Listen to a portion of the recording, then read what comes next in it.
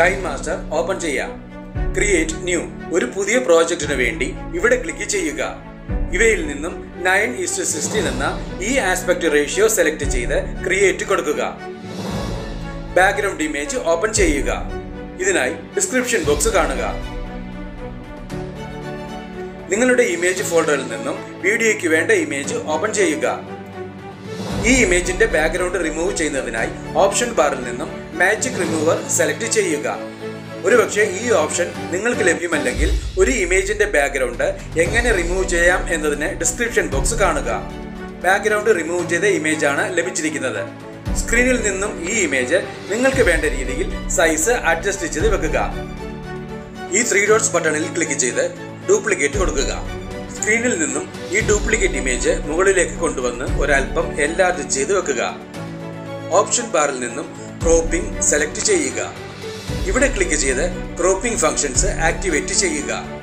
Feather ഇവിടെ click ചെയ്ത് feather level ഏകദേശം 40% മാറ്റുക. ഇവിടെ ക്ലിക്ക് ചെയ്ത് ഇമേജിന്റെ താഴെയുള്ള ഭാഗം ഫെദർ എഫക്റ്റ് വരുന്ന രീതിയിലാക്കി മാറ്റുക. ഈ 3 ഡോട്ട്സ് ബട്ടണിൽ ക്ലിക്ക് ചെയ്ത് സെൻഡ് ടു ബാക്ക് കൊടുക്കുക.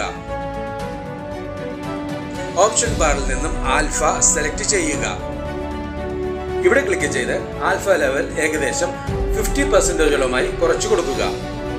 ഓപ്ഷൻ ബാറിൽ നിന്നും ഓവറോൾ ആനിമേഷൻ സെലക്ട് ചെയ്യുക.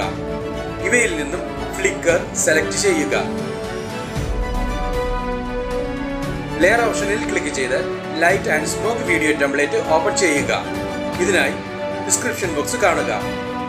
ഓപ്ഷൻ ബാറിൽ നിന്നും സ്പ്ലിറ്റ് സ്ക്രീൻ സെലക്ട് ചെയ്യുക. റെക്ടാങ്കിൾ കൊടുക്കുക. ഇപ്പോൾ ടെംപ്ലേറ്റ് നമുക്ക് വേണ്ട രീതിയിൽ സ്ക്രീനിൽ നിറഞ്ഞു നിൽക്കുന്ന രീതിയിലേക്ക് മാറിയിട്ടുണ്ട്. ഓപ്ഷൻ ബാറിൽ നിന്നും ബ്ലെൻഡിംഗ് സെലക്ട് ചെയ്യുക. ഇവയിൽ നിന്നും ബ്ലെൻഡിംഗ് ഒപ്പാസിറ്റിയായി സ്ക്രീൻ സെലക്ട് ചെയ്യുക. നിങ്ങൾക്ക് ലഭ്യമായിട്ടുള്ള PNG ഫോർമാറ്റിലുള്ള ബോർഡർ ലൈൻ ഓപ്പൺ ചെയ്യുക. ഇതിനായി ഡിസ്ക്രിപ്ഷൻ ബോക്സ് കാണുക. സ്പ്ലിറ്റ് സ്ക്രീൻ സെലക്ട് ചെയ്യുക. റെക്ടാങ്കിൾ കൊടുക്കുക.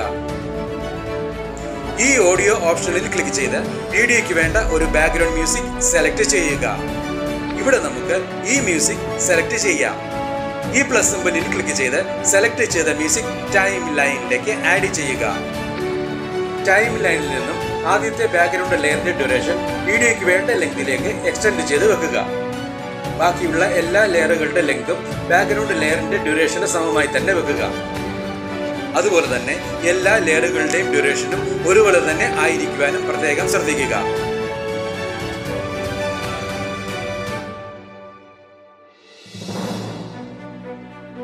ടൈം ലൈനിന് മുന്നിലെത്തി വീഡിയോ പ്ലേ ചെയ്ത് നോക്കി ആവശ്യമെങ്കിൽ വേണ്ട മാറ്റങ്ങൾ വരുത്തുക.